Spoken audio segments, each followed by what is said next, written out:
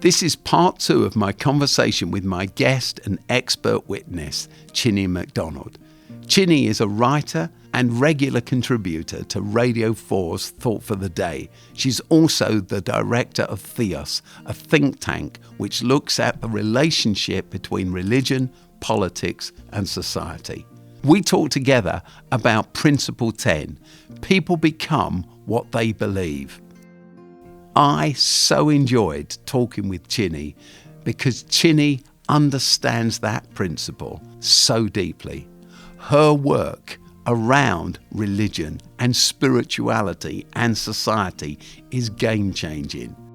Her words in this area have changed me. They've shown me new visions of what I couldn't see before, and it's just brilliant to bring her to you. So, Chine, you've listened to me talking about what I've built into this last principle in the book, Principle 10. Without trying to push you down one pathway or the other, I wonder what your response to that is. Are there things you think I'm missing? Would you resonate with what I've said? How does your life experience work out in terms of that?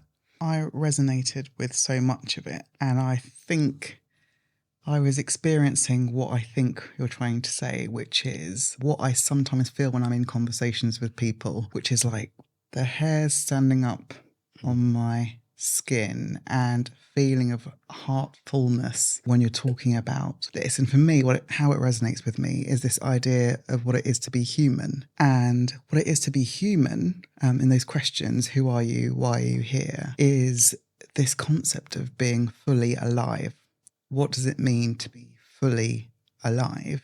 And it is about that self-transcendence and that something moreness that comes from those moments when you realise, what I have realised in my life, that there is something more than me.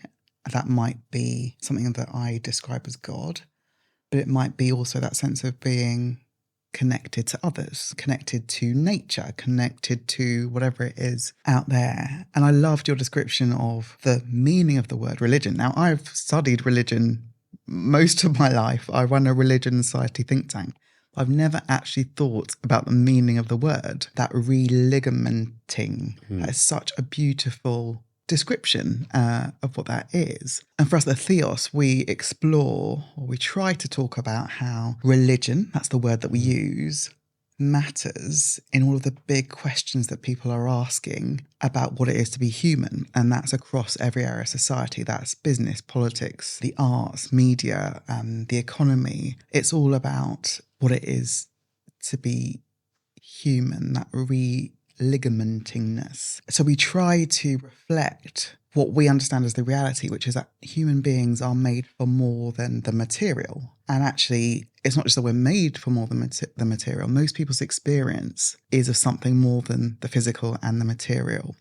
Theos started 17 years ago at the height of the new atheist movement. So the early 2000s, where people like Richard Dawkins and Daniel Dennett were saying, religion needs to get out of this kind of the public sphere. It has absolutely no part to play in politics, media, or anything. Actually, it should be these kind of wacko beliefs about who we are need to be only experienced within the home, like within the private. And actually what we've experienced over these past couple of decades is that's not reflective of how humans live their lives. All humans believe something about themselves. And that might be that they are material, purely material, or that might be that there is a something else.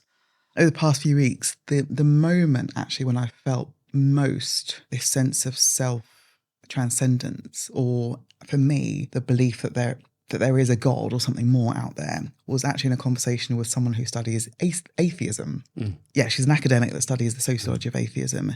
And she was saying, actually, atheism or atheists or people who are not religious, of course they believe something. It's not that they don't believe anything. It's that their beliefs come from other places. So when you're talking about their beliefs might come from Beatles songs or their football club or the books that they've read or the political parties that they're part of, that's where they get their sense of self-transcendence. And for me, I found that really powerful. Me, as someone who believes in God, I think actually we're talking about the same thing. It's just that some people dismiss the religion box because actually their experience of religion is a framework that excludes and says that you need to tick all these boxes in order to go to heaven when you die. Yeah. And for me, religion is so much more than that, or spirituality, or God is so much bigger than that. So I was really heartened by that conversation, even though she probably thought I was crazy for thinking that was a positive. For me, I think we all have this sense of something moreness, but some of us get to experience it more than others because of the situations that we're in, or the roles that we have, or the sense of freedom, whether that's economic freedom, intellectual freedom, the ability to kind of go to art galleries and look at things, or be by the beach, whatever it is. We get to have more of a sense of that fully aliveness. Now, I think what you do and what you have kind of explored over these decades is actually creating the framework and the societal structures, whether that's in education or other places, in which everyone can get to experience that more. So yeah, for me, it's that fully aliveness, which is what we're talking about when we're talking about spirituality or religious ideas or religious kind of teachings, that sense of meaning and purpose. So I often think to myself, the way I say it is, if only the word faith could go on a long holiday, then you'd have to talk about worldview, wouldn't you? And if you talk about worldviews, then the atheist and the Christian and the Jew and the Hindu and the Sikh, we all stand, there we all are with our worldviews. And the question is, does that worldview motivate you to something big? When you were talking, I was reminded of... it just popped into my, some years ago, 10 years ago, probably, I stood in a damp council house with a girl that had left school at the age of, taking time out of school at the age of 15, lived on a really poor housing estate. She's taken time out of school because she was pregnant and she'd given birth to a child, and her own background was that she'd not been loved, not been cared for, didn't know who her father was, etc., etc. Her mum was an addict, which meant, and I'm sure there were reasons for her mother's addictions, but it meant that there was little time that her mother had for her. And she'd given birth, and I was in this little lounge with her in a really poorly decorated and furnished lounge. And this girl, who probably had a reading age of 8 or 9, sat on this couch holding her little baby girl.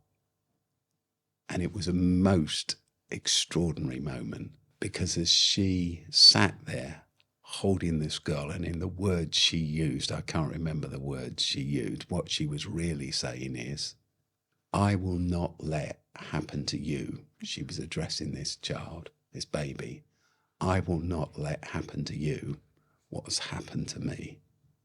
I will give my life for you. And that, I think, the birth of the child for her was a moment of transcendence beyond herself. And to tell you the truth, it was an extraordinary moment of transcendence for me, because I realised that she was a ton better than me, to tell you the truth. I realised I had so much to learn from her, and her self-sacrifice and her self-giving out of having next to nothing. So that's what I meant by self-transcendence doesn't come at the top of the pile. Yeah. You can be, as people would judge it, at the bottom of the pile, and yet find meaning and purpose that's beyond yourself into a bigger picture. Yeah. And that's the thing. It's not about necessarily becoming middle class. Like that is not what I think you're talking about when you're talking about self-transcendence, that kind of awakening, or it's not even an intellectual thing. I often hear the story about Jurgen Klopp, Liverpool manager, talking about how he spoke to whatever it was, the cleaners at Anfield, and instilling in them this idea that they were part of contributing to Liverpool's success, and this idea that you are connected to something bigger than yourself. Whatever it is that you do and whatever situation that you find yourself in is one that's really important. But those messages, you need a Jurgen Klopp to be able to talk to someone to say, hey, you matter and you are connected to this thing. I think what my experience is of it in society, or a society that says actually we are purely material beings and the religious stuff is all kind of somewhere over here, is that no one is talking in the public sphere, apart from the religious people, about those kinds of words like mercy, reconciliation, meaning, purpose. They're not necessarily saying those words, but they are doing some stuff that makes people believe certain things. Now, I'm really concerned at the moment. I've got 2 little boys and they're 5 and 1. And I'm really concerned about the rise of figures in the manosphere, people like Andrew Tate or Jordan Peterson, who are gaining massive followings among young men. But the reason why they're gaining those massive followings is because they are painting for these young men a bigger narrative about who they are and giving them a sense of meaning and purpose in a world that they think has said that they matter less than women. People crave a story, a bigger story than themselves. It's just that I worry about what that story is and how it kind of plays out in our society. Yeah, absolutely. In the chapter in the book, I talk about the fact that in the 20th century, people began measuring intelligence. And the way to do it was IQ, which is why we all talk about IQ the whole time. Your intelligence quotient. An interesting thing, a friend of mine, very elderly friend now, studied for a while under Albert Einstein. And he tells me that Albert, as he called him, always refused to take an IQ test because he said it was meaningless to who you actually are. Anyway, that, of course, became obvious with the rise of the Third Reich, with a very clear view of what it was to be a human being and all that led to, and the senseless eradication, slaughter, 6 million Jewish people and people that were gay and neurodiverse and disabled physically, etc., etc. We all have disabilities, but that slaughter, that wipeout. And I remember reading an article in the Times years ago written by a guy called Paul Vallely, who is a great writer. And Paul said this. He said, I think he'd been to Auschwitz, and he said this: the extraordinary thing is, Germany at that time, Berlin, was producing, had some of the greatest academic establishments in the world. They were producing the greatest scientists, the greatest biologists, the greatest doctors, the greatest architects, engineers, etc., German engineering, etc., all of that. And he said the extraordinary thing is that Auschwitz was built, its gas chambers were built, the transport system railway system that reliably delivered people regularly to its doors, the filtration system that meant that as those bodies were incinerated and then thrown into the ground, they didn't pollute the waterways. All of this was designed by some of the most advanced intellectual people in the world. And then he has this great sentence, terrible sentence. He said, and having done their day's work, they'd go home and, he says, listen to Wagner and sip tea. And I've never forgotten that sentence that Paul wrote, because for me, it kind of summed up what's wrong with thinking about intellect or being human or learning or human fulfillment in such a narrow way that you forget the emotional intelligence and the spiritual intelligence, this liftedness beyond your own needs to the wider needs of others. How could you be that so intelligent in that narrow sense and so ignorant of the needs of others? It's an extraordinary thing. So when we lose spirituality, we lose our humanity, perhaps. Absolutely. I think the thing is, though, I don't think we can ever lose our spirituality.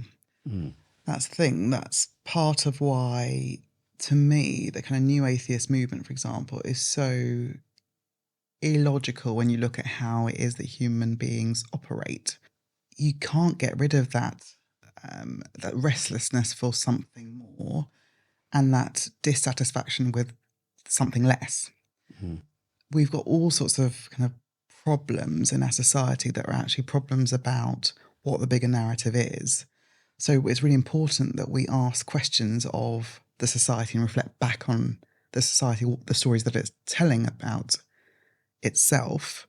I think there is always that quest and that restlessness. And part of the reason why I think there is so much sadness, brokenness, people, it's kind of a very Christian word, is because people are buying into a false big story, which is that they are individuals, that their individual choices are the only things that matter, that they're not necessarily part of a community that's bigger than themselves, that the most important people are the people with the highest intellect or with the most money. These are the kinds of stories that society is telling us. So we want to ask those kind of deeper questions about what it is to be human, that kind of who are you and why are you here? The problem with thinking about intellect and IQ as the kind of highest, human value is, for me as a black person who studied at kind of elite, institutions and kind of studied theology, the theology that I studied was written by mainly white Western men of the 19th century who lived in Europe, had a very narrow view of what the world was, who had false views about what other people were, the kind of hierarchy of humanity, and with black people at the bottom and obviously white men at the top. Now, these were the intellects that have kind of influenced much of Western or global North thinking over these past few centuries. Now, I used to work in international development. I worked at Christian Aid and I've worked at World Vision. And one of the really patronising, I guess, comments I hear about people who are living in poverty in the global South is that, but they're really happy. They're some of the most contented people that I've ever met.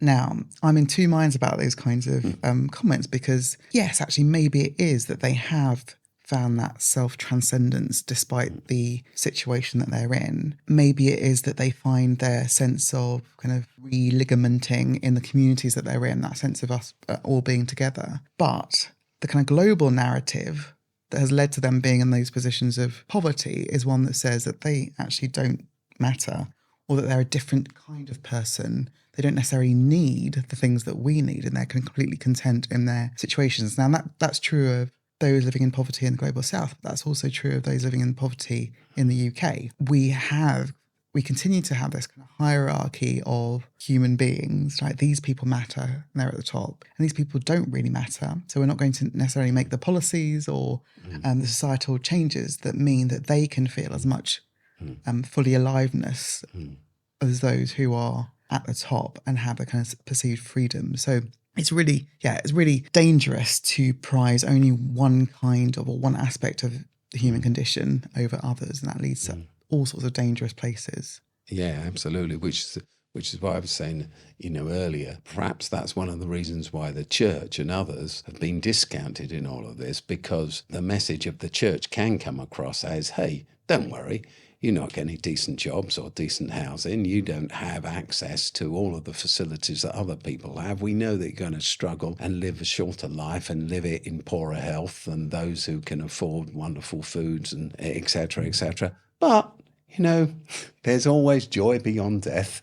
You can look forward to something great. And that's to sell things short. So I think what I'm trying to do in this book, and that's why this principle comes 10th. There are 9 principles about what we've got to do in the here and now externally around housing and education and the welfare system and building communities that are inclusive, etc., and go on this inner journey. I've got a friend who has an important job in one of our cities, and he worked in development. He worked for a development agency and now works for the city. And we were talking one day and he said to me, when I worked for the development agency, we used to talk about lifting people out of their poverty in every sense, lifting them out of their poverty. So now I work for this particular city. He said, what we do is we nurse people in their poverty, but we don't work to lift them out of their poverty, which is both an external thing, better houses, better conditions, better recreational facilities, etc., better access to education. But it's an internal thing as well. It's lifting people out so that generations are lifted out. It seems to me that this is the big task of society, both and, isn't it? Absolutely. And despite, I think, some interesting theological teachings or religious organisations and movements that have painted a picture of the only thing that matters being the life that comes beyond, and kind of painting an exclusive, in the Christian world at least, exclusive idea of what Christianity is, there are faith communities up and down the country, organisations that are trying to do the practical as well, based on this kind of bigger narrative about what it means to be human. And so there are practical things that people do, that Christians or people of religious faith do. They try and lift people out of poverty, work in education, work in mental health and debt and all of those things. And I've really noticed a change in recent years. I've worked in this sector for probably about 10, 12 years.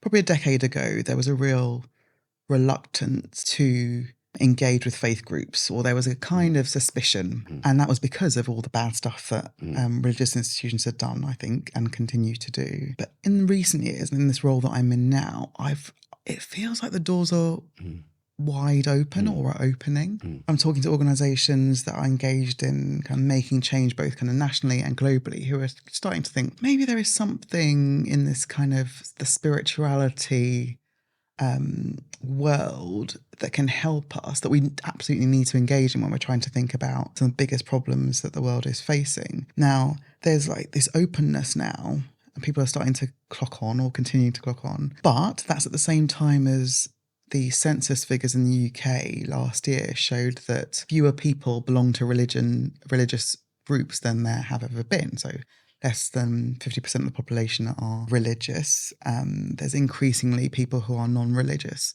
And yet, there was a study done by King's College London, the Policy Institute there, that showed that the belief in God is like massively declining. I think that's because people have these preconceptions about who God is or what religious groups are. But they continue to believe in transcendent things like heaven and hell. And most interestingly, when it came to trust of their local faith groups, that's churches or mosques or gurdwaras, the trust in those is going up and has gone up significantly in recent years. Now, for me, that says that there's like a category confusion going on. People dismiss, or if they're asked to fill out a form, whether they're part of a religion or believe in God, they're going to say no. But actually, there's still something within the human condition that makes us hungry for those transcendent things.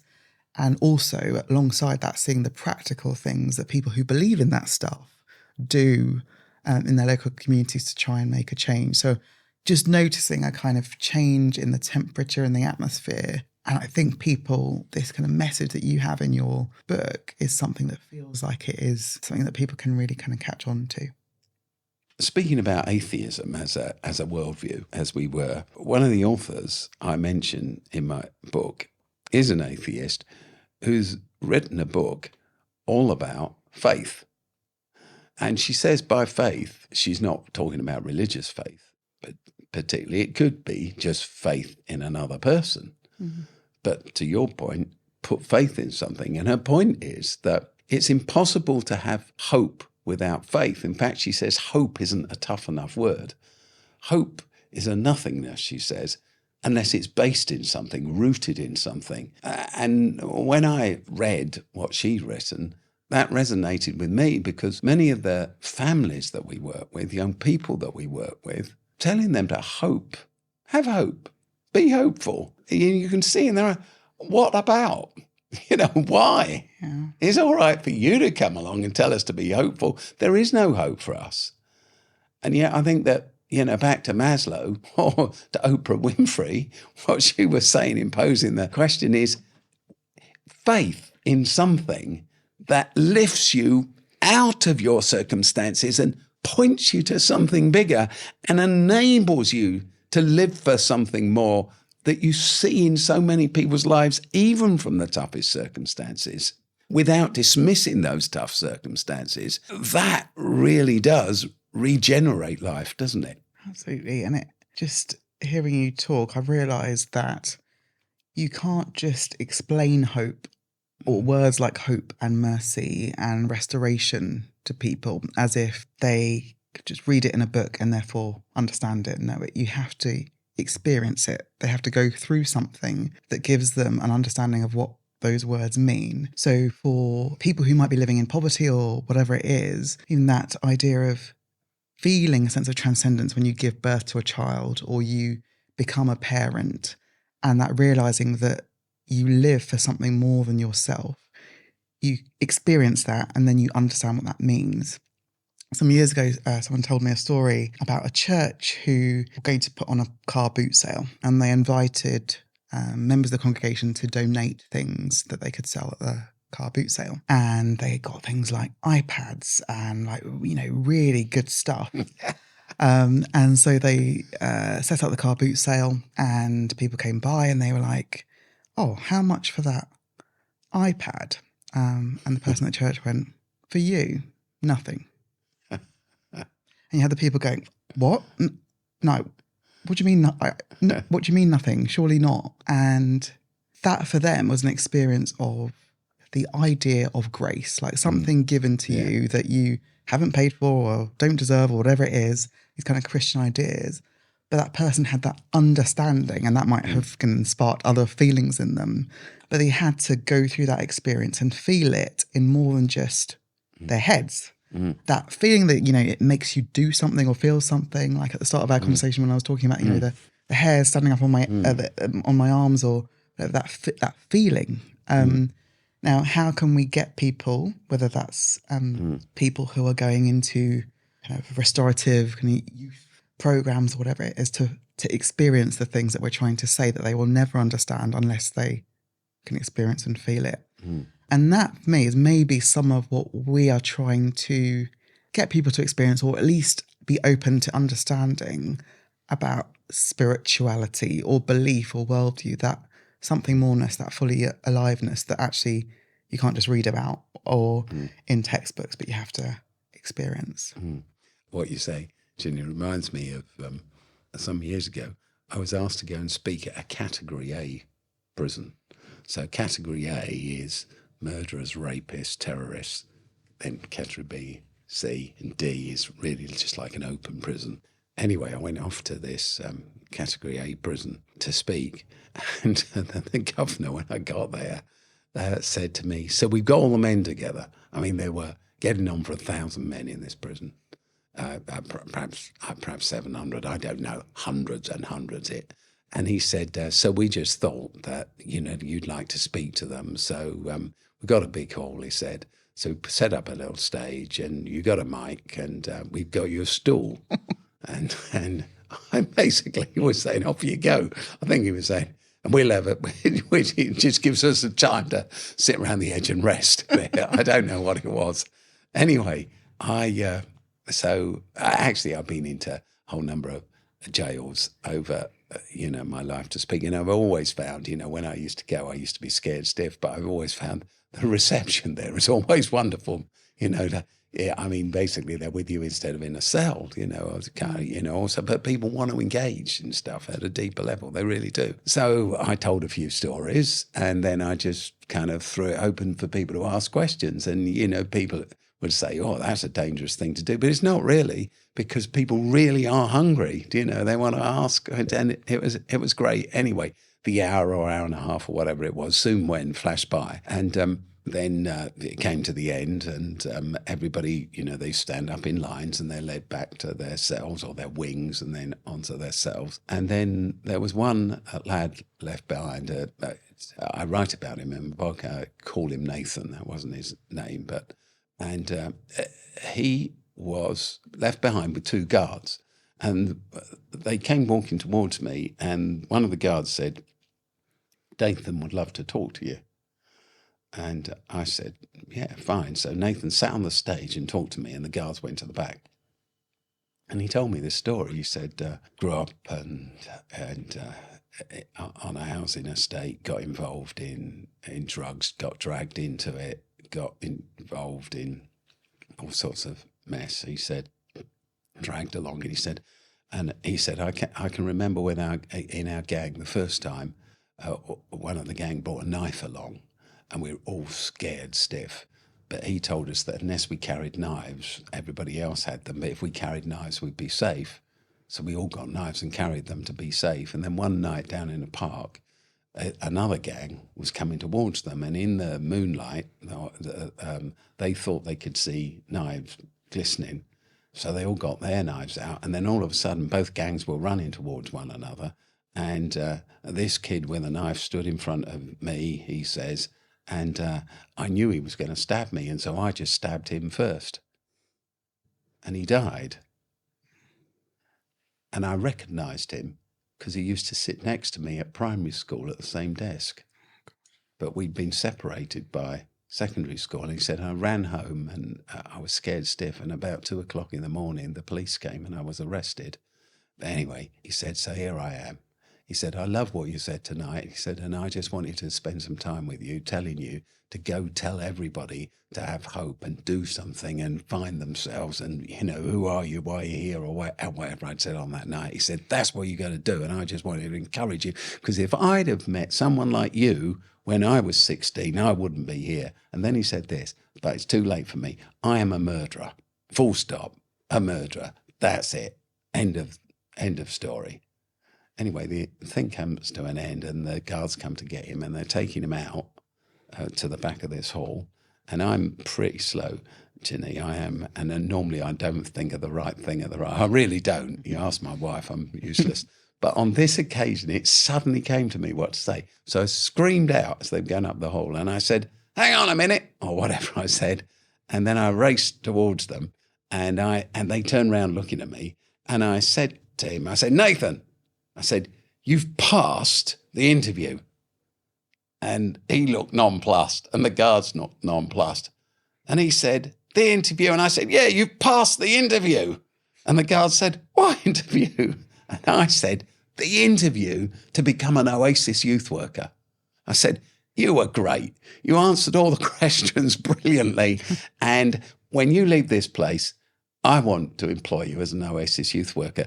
And I got out my bag, a piece of old paper that I found, and I scribbled my email address and my phone number, still the same, and all the rest of it on there. And I gave it to him, and I said, keep this, because you are an Oasis employee in waiting. And actually, he's still there, and I don't know whether I hear from him. I don't know what the outcome will be. But my point was what you were talking about.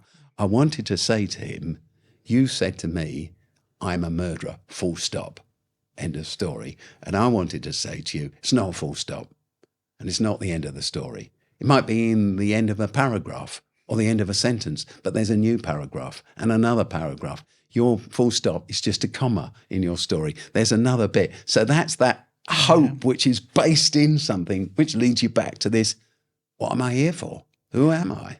Why am I here? This self-transcendence. That is such a beautiful story, and that is exactly what I think we mean when we're talking about trying to get people to experience self-transcendence or the something moreness, getting them to feel it rather than read it in a book.